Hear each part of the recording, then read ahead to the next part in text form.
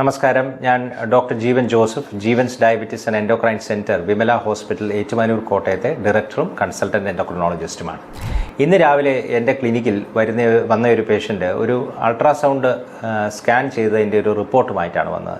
എന്തോ കാര്യത്തിന് പുറത്ത് അദ്ദേഹത്തിനോട് സ്കാൻ ചെയ്യാൻ പറഞ്ഞിരുന്നു. ആ സ്കാനിങ് റിപ്പോർട്ടിൽ അൾട്രാസൗണ്ടിൽ ഗ്രേഡ് 2 ഫാറ്റി ലിവർ എന്നുള്ളൊരു റിപ്പോർട്ട് അദ്ദേഹത്തിന് കിട്ടി.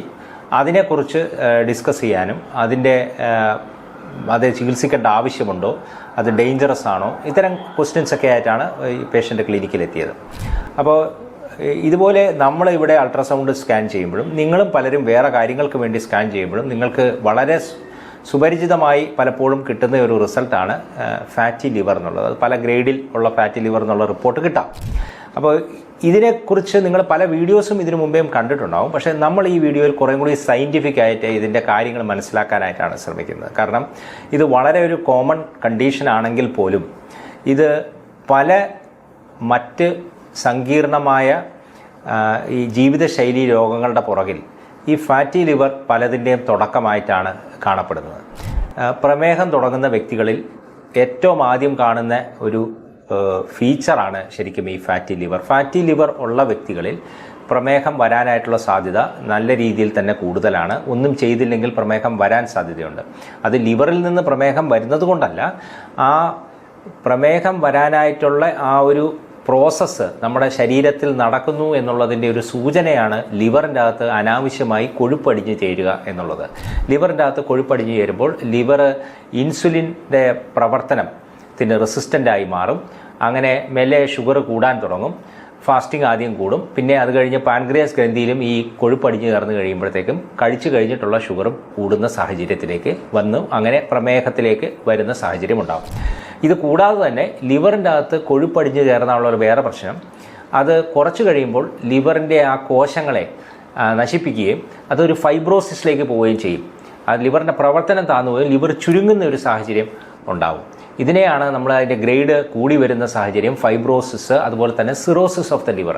ഇപ്പോൾ പലപ്പോഴും ആൾക്കാർ സിറോസിസ് എന്ന് പറയുമ്പോൾ നമ്മൾ ചിലപ്പോൾ ഈ വെള്ളം അടിച്ചിട്ട് അല്ലെങ്കിൽ ഡ്രിങ്ക്സ് കഴിച്ചിട്ട് സിറോസിസ് വരുന്നതിനെക്കുറിച്ചൊക്കെയാണ് പണ്ട് സംസാരിച്ചിരുന്നെങ്കിലും ഇപ്പോൾ ലോകത്ത് കൂടുതലും ഈ ഡ്രിങ്ക്സ് കഴിക്കാത്ത അല്ലെ ആൽക്കഹോൾ എടുക്കാത്ത സാഹചര്യത്തിൽ വരുന്ന ലിവർ സിറോസിസ് കൂടി വരികയാണ്. അതിനെയാണ് നോൺ ആൽക്കഹോളിക് ലിവർ ഡിസീസ് എന്നോ അല്ലെങ്കിൽ MASLD എന്നുള്ള പേരിലാണ് ഇപ്പോൾ അത് അറിയപ്പെടുന്നത്. ആൾക്കാരുടെ അതിൻ്റെ രോഗികളുടെ എണ്ണം അല്ലെങ്കിൽ ഇത് ബാധിച്ചിരിക്കുന്ന രോഗികളുടെ എണ്ണം കൂടി വരുന്ന സാഹചര്യമാണ് നമ്മുടെ സൊസൈറ്റിയിലെല്ലാം കാണുന്നത്. അപ്പോൾ ഇതിനെക്കുറിച്ച് നമുക്ക് കുറച്ചൊന്ന് മനസ്സിലാക്കാം. അപ്പോൾ ഈ ലിവറിൻ്റെ അകത്ത് കൊഴുപ്പ് അടിഞ്ഞു ചേരുമ്പോൾ അതിന് ഡാമേജ് വന്നിട്ടില്ല, നമുക്ക് പ്രിവെൻറ്റ് ചെയ്യാവുന്ന ഒരു സ്റ്റേജാണ് ആ സ്റ്റേജ്. അത് കഴിഞ്ഞ് ഇതിനകത്ത് ഫൈബ്രോസിസ് വരിക അല്ലെങ്കിൽ ലിവർ ചുരുങ്ങുന്ന സാഹചര്യം വന്നു കഴിഞ്ഞാൽ പലപ്പോഴും ലിവറിൻ്റെ പ്രവർത്തനം നമ്മൾ ഉദ്ദേശിക്കുന്നിടത്ത് നിൽക്കാത്ത സാഹചര്യത്തിലേക്ക് പോവുകയും പിന്നീട് കോംപ്ലിക്കേഷൻസിലേക്ക് പോവുകയും ചിലർക്ക് അത് ലിവർ ട്രാൻസ്പ്ലാന്റേഷൻ വരെ എത്തുന്ന സാഹചര്യം വരാറുണ്ട്. അപ്പോൾ ഇതെങ്ങനെ നമുക്കിത് കണ്ടുപിടിക്കാം എന്നുള്ളതാണ് നമ്മൾ ഇനി അടുത്തത് മനസ്സിലാക്കേണ്ടത്. അപ്പോൾ നമ്മൾ ലിവർ ഫംഗ്ഷൻ ടെസ്റ്റ് ചെയ്യുമ്പോൾ ചിലപ്പോൾ ലിവറിൻ്റെ ഫംഗ്ഷൻ ടെസ്റ്റിനകത്ത് SGOT SGPT ഒക്കെ സ്വല്പം കൂടി നിൽക്കുന്ന സാഹചര്യം ഉണ്ടാകും. പക്ഷേ ഇത് അത്ര ഒരു സെൻസിറ്റീവ് ടെസ്റ്റ് അല്ല. സെൻസിറ്റീവ് എന്ന് പറഞ്ഞാൽ ചെറിയ ആൾക്കാർക്ക് ലിവറിൻ്റെ പ്രശ്നം ഉണ്ടെങ്കിലും ഈ ബ്ലഡ് ടെസ്റ്റുകൾ നോർമലിൻ്റെ അകത്ത് തന്നെ നിൽക്കാൻ സാധ്യതയുണ്ട്. അതുകൊണ്ട് നോർമലായിട്ട് ലിവർ ഫംഗ്ഷൻ ടെസ്റ്റ് ബ്ലഡിൽ ചെയ്തതുകൊണ്ട് എപ്പോഴും നമ്മളിതേ കണ്ടുപിടിക്കണമെന്നില്ല. അതുകൊണ്ട് ഈ കൂടുതൽ റിസ്ക് ഉള്ള വ്യക്തികൾ നമ്മൾ അൾട്രാസൗണ്ട് എന്ന് പറയുന്ന വളരെ പെട്ടെന്ന് തന്നെ നമുക്ക് ചെയ്യാൻ പറ്റുന്ന ഒരു ഇൻവെസ്റ്റിഗേഷനാണ്. അധികം പൈസ വരുന്ന ഒരു സ്കാൻ അല്ല. അതിൽ നമുക്ക് വളരെ പെട്ടെന്ന് തന്നെ ലിവറിനെ ബാധിച്ചിട്ടുണ്ടോ എന്നുള്ളത് മനസ്സിലാക്കും. ഇത് ചെയ്യേണ്ട വ്യക്തികൾ പ്രമേഹം ബാധിച്ചിരിക്കുന്ന വ്യക്തികൾ അല്ലെങ്കിൽ പ്രീ ഡയബറ്റീസ് എന്ന് വെച്ചാൽ പ്രമേഹം വരാൻ സാധ്യതയുള്ള വ്യക്തികൾ, അതുപോലെ തന്നെ അമിതവണ്ണം അല്ലെങ്കിൽ ബോഡി മാസ് ഇൻഡെക്സ് 27ന് മുകളിൽ നിൽക്കുന്ന വ്യക്തികൾക്കൊക്കെയാണ് ഇത് വരാനായിട്ടുള്ള സാധ്യത അല്ലെങ്കിൽ ഈ ഒരു പ്രശ്നം ഉണ്ടാവാനായിട്ടുള്ള സാധ്യത വളരെ കൂടുതൽ. അപ്പോൾ ഇങ്ങനെയുള്ള വ്യക്തികൾ തീർച്ചയായിട്ടും ഈ ലിവറിൻ്റെ അൾട്രാസൗണ്ട് ചെയ്ത് നോക്കേണ്ടതാണ്. ഇനി അൾട്രാസൗണ്ടിൽ നമുക്ക് എന്താണ് നമ്മൾ നോക്കുന്നതെന്നുള്ളത് നമുക്ക് മനസ്സിലാക്കാം. നമുക്ക് അൾട്രാസൗണ്ട് ചെയ്യുമ്പോൾ പല ഗ്രേഡിങ്ങിൽ നമുക്ക് വാല്യൂസ് കിട്ടും. Grade 1 fatty liver, grade 2, grade 3, grade 4 അല്ലെങ്കിൽ സിറോസിസ് അല്ലെങ്കിൽ ലിവർ ഫൈബ്രോസിസ് അല്ലെങ്കിൽ ക്രോണിക് ലിവർ ഡിസീസ് എന്നൊക്കെയുള്ള റിപ്പോർട്ടുകൾ കിട്ടും. അപ്പോൾ ഇതാണ് ഒരു നോർമൽ അൾട്രാസൗണ്ടിൽ നമുക്ക് കിട്ടുന്ന റിപ്പോർട്ട്. അതുകൊണ്ട് നമുക്ക് ലിവറിൻ്റെ അകത്ത് എത്രത്തോളം ഫൈബ്രോസിസ് ഉണ്ടോ എന്നുള്ളത് മനസ്സിലാവുന്നില്ല. നമുക്ക് ഗ്രേഡ് എന്താണെന്നുള്ളത് മാത്രമേ മനസ്സിലാവുന്നുള്ളൂ. ഫൈബ്രോസിസ് ഉണ്ടോ ഇല്ലയോ എന്നുള്ളത് നമ്മൾ മനസ്സിലാക്കുന്നത് ഒരു പ്രത്യേക അൾട്രാസൗണ്ട് തന്നെ ഉപയോഗിച്ചുകൊണ്ടുള്ള ഒരു പ്രത്യേക സ്കാനിങ്ങിലൂടെയാണ്. ഒന്നെങ്കിൽ സ്ട്രെസ് വേവ് ഇലാസ്റ്റോഗ്രഫി അല്ലെങ്കിൽ ഫൈബ്രോ സ്കാൻ. എന്ന് പറയുന്ന ഒരു ടെസ്റ്റിലൂടെയാണ് നമ്മൾ മനസ്സിലാക്കുന്നത്. അപ്പോൾ ഫൈബ്രോ സ്കാനിൽ കൂടെ നമ്മൾ മനസ്സിലാക്കുന്നത് ലിവറിൻ്റെ സ്റ്റിഫ്നെസ് കൂടിയിട്ടുണ്ടോ അല്ലെങ്കിൽ ലിവറിൻ്റെ അകത്ത് ഫൈബ്രോസിസ് ഉണ്ടോ എന്നുള്ളതാണ് മനസ്സിലാക്കുന്നത്. അപ്പോൾ സാധാരണ സ്കാനിങ്ങിൽ ലിവർ സ്റ്റിഫ്നെസ് 8 kPa മുകളിലുണ്ടെങ്കിൽ ഡെഫിനറ്റ്ലി നമുക്കതൊരു ഫൈബ്രോസിസ് ഉണ്ട് എന്നുള്ളതിൻ്റെ ഒരു സൂചനയാണ്. 10ൻ്റെ അടുത്തേക്കൊക്കെ ചെല്ലുമ്പോഴത്തേക്കും ലിവർ സിറോസിസ് എന്നുള്ള ഒരു ഡയഗ്നോസിസിലേക്ക് നമ്മൾ എത്തേണ്ട ഒരു സാഹചര്യം ഉണ്ടാവാം. അപ്പോൾ ഈ 2 സ്കാനിങ്ങുകളും ചെയ്യുമ്പോഴാണ് നമുക്ക് കൃത്യമായിട്ട് ലിവറിൻ്റെ അകത്ത് കൊഴുപ്പുണ്ടോ, അതിൻ്റെ സ്റ്റേജ് എത്രയുണ്ട്, അതിൻ്റെ അകത്ത് ഫൈബ്രോസിസ് ഉണ്ടോ എന്നുള്ളത് നമ്മൾ മനസ്സിലാക്കുന്നത്. അങ്ങനെയാണ്. ഇനി ലിവറിൻ്റെ ബ്ലഡ് ടെസ്റ്റ് ചെയ്തിരിക്കുന്ന വ്യക്തികൾ ബ്ലഡിലൂടെ തന്നെ നമുക്ക് വളരെ എളുപ്പത്തിൽ തന്നെ ചെയ്യാവുന്ന ഒരു കാൽക്കുലേഷനുണ്ട്. FIB-4 സ്കോർ എന്നാണ് അതിനെ പറയുന്നത്. അപ്പോൾ അതിന് ഏജ്, SGOT, SGPT, പ്ലേറ്റ്ലെറ്റ്, ഇതൊക്കെ നമ്മൾ സർവ്വസാധാരണമായുള്ള ഏത് ബ്ലഡ് ടെസ്റ്റ് പാക്കേജ് ചെയ്താലും ഇതിൻ്റെ അകത്ത് അതെല്ലാം ഉണ്ടാവും. ഈ 3 ബ്ലഡ് ടെസ്റ്റ് SGOT, SGPT, പ്ലേറ്റ്ലെറ്റും ഏജും ഉണ്ടെങ്കിൽ നമുക്കൊരു കാൽക്കുലേറ്ററിൻ്റെ അകത്തേക്ക് ഇട്ട് കഴിഞ്ഞാൽ FIB-4 സ്കോർ എന്ന് പറയുന്ന ഒരു സ്കോർ കാൽക്കുലേറ്റ് ചെയ്യാം. ഇവിടെ എൻ്റെ ക്ലിനിക്കിൽ വരുന്ന എല്ലാ രോഗികൾക്കും എൻ്റെ അസിസ്റ്റൻറ്റ് എൻ്റെ മുറിയിൽ വരുന്നതിന് മുമ്പേ തന്നെ അത് കാൽക്കുലേറ്റ് ചെയ്ത് ആണ് ഈ പേഷ്യൻറ്റിൻ്റെ ഫയൽ എൻ്റെ മുമ്പേ വരുന്നത്. അപ്പോൾ അത് വളരെ എളുപ്പത്തിൽ ചെയ്യാവുന്ന ഒരു കാര്യമാണെന്ന് നിങ്ങൾ മനസ്സിലാക്കുക.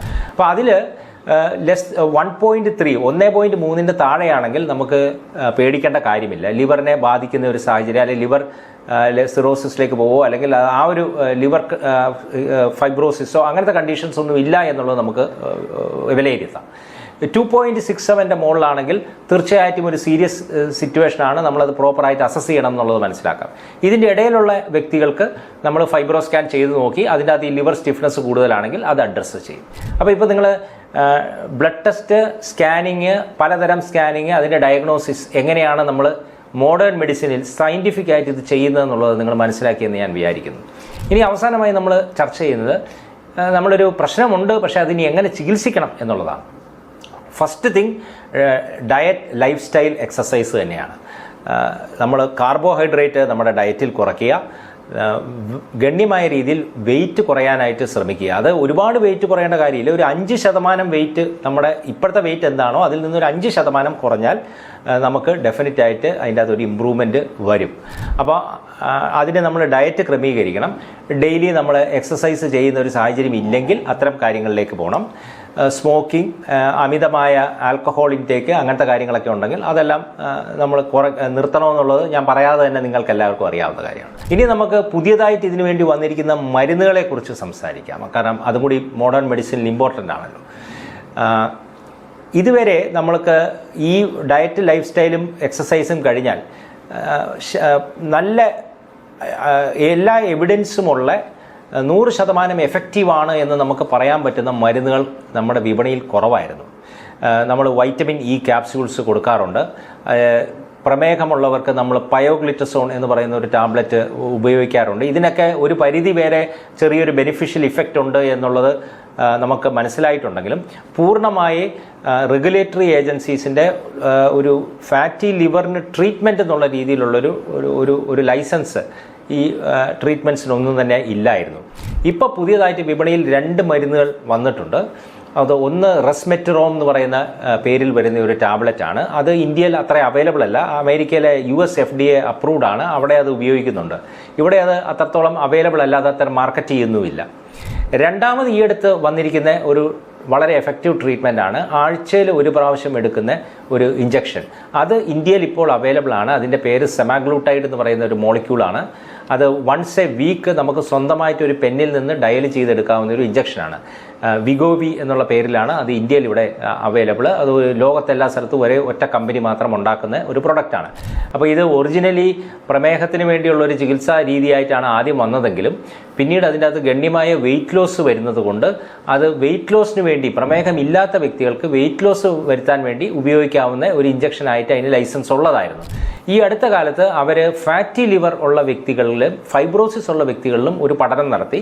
ആ സ്റ്റഡിയുടെ പേരാണ് എസെൻസ് ട്രയൽ. ഈ ട്രയലിൻ്റെ റിസൾട്ട്സ് പബ്ലിഷ് ചെയ്തപ്പോൾ ഈ ട്രീറ്റ്മെൻറ്റ് എടുത്ത വ്യക്തികളിൽ ഫാറ്റി ലിവറും ഫൈബ്രോസിസും ഏകദേശം 36% കുറയുന്നതായിട്ട് ഉള്ള റിപ്പോർട്ടുകൾ ഈ ട്രയലിൽ നമുക്ക് അവൈലബിൾ ആണ്. അതിൻ്റെ ബേസിസിൽ അവർ അമേരിക്കൻ FDA അല്ലെങ്കിൽ അവിടുത്തെ ഡ്രഗ് റെഗുലേറ്ററി ഏജൻസിക്ക് എല്ലാ റിസർച്ച് പേപ്പേഴ്സും എല്ലാം സബ്മിറ്റ് ചെയ്ത് ഇപ്പോൾ പുതിയതായി അമേരിക്കൻ FDAയുടെ ലിവർ പ്രോബ്ലംസിന് അല്ലെങ്കിൽ ലിവർ ഫൈബ്രോസിസിന് അല്ലെങ്കിൽ MASLD അല്ലെങ്കിൽ ഫാറ്റി ലിവറിന് നമ്മൾ മനസ്സിലാക്കുന്ന ആ common condition term fatty liver എന്നാണ്. ആ കണ്ടീഷന് ടാർഗറ്റ് ചെയ്ത് എടുക്കാവുന്ന ഒരു ചികിത്സാ രീതിയാണ് ഇത് എന്ന് പറഞ്ഞ് പുതിയൊരു ലൈസൻസ് ഈ മോളിക്യൂളിന് അവൈലബിൾ ആണ്. ഈ മോളിക്യൂൾ ഇന്ത്യയിലും ഇപ്പോൾ കഴിഞ്ഞ ഒരു 2-3 മാസമായിട്ട് അവൈലബിൾ ആയിട്ടുണ്ട്. നമ്മൾ പ്രമേഹ രോഗികൾക്ക് കൊടുക്കുന്ന ഒരു ഇഞ്ചക്ഷനായിട്ട് നമുക്ക് നേരത്തെ അറിവുള്ളതാണെങ്കിലും ഇപ്പോൾ ഇത് വെയിറ്റ് ലോസിന് വേണ്ടിയും അതുപോലെ തന്നെ ഫാറ്റി ലിവറിൻ്റെ അകത്ത് ഫൈബ്രോസിസിൻ്റെ സ്റ്റേജ് കുറയ്ക്കാനും ലിവറിൻ്റെ ഫാറ്റ് കുറയ്ക്കാനും ഒക്കെ ആയിട്ട് ഉപയോഗിക്കുന്ന ഒരു എഫക്റ്റീവ് ചികിത്സാ രീതിയായിട്ട് നമുക്ക് അവൈലബിൾ ആയിട്ടുണ്ട്. അപ്പോൾ ഇപ്പോൾ ഇതിന് പഴയ ചികിത്സാ രീതികൾ മാത്രമല്ല, റിസർച്ചിലൂടെ പുതിയ ചികിത്സാ രീതികളും ഈ ലിവർ പ്രോബ്ലംസിന് അല്ലെങ്കിൽ ലിവറിനകത്ത് കൊഴുപ്പടിയുന്ന സാഹചര്യത്തിന് നമുക്ക് അവൈലബിൾ ആയിട്ടുണ്ട്. അപ്പോൾ തീർച്ചയായിട്ടും ഇത്തരം പ്രശ്നങ്ങളുണ്ടെങ്കിൽ അത് വലിയ പ്രോബ്ലംസിലേക്ക് പോകുന്നതിന് മുമ്പേ തന്നെ ലിവർ സിറോസിസിലേക്കും അങ്ങനത്തെയുള്ള പ്രശ്നങ്ങളിലേക്ക് അല്ലെങ്കിൽ അഡ്വാൻസ്ഡ് ഫൈബ്രോസിസിലേക്ക് പോകുന്നതിന് മുമ്പേ അല്ലെങ്കിൽ ഈ ലിവറിൻ്റെ അകത്ത് കൊഴുപ്പ് ഇങ്ങനെ നിൽക്കുന്നത് കൊണ്ട് മറ്റ് ജീവിതശൈലി രോഗങ്ങൾ, പ്രമേഹം അതുപോലെയുള്ള പ്രശ്നങ്ങൾ വരുന്നതിന് മുമ്പേ തന്നെ അത് ഫലപ്രദമായ രീതിയിൽ അഡ്രസ്സ് ചെയ്യാനായിട്ടുള്ള ചികിത്സാ സംവിധാനങ്ങൾ ഇപ്പോൾ മോഡേൺ മെഡിസിനിൽ അവൈലബിൾ ആണ്. നന്ദി, നമസ്കാരം.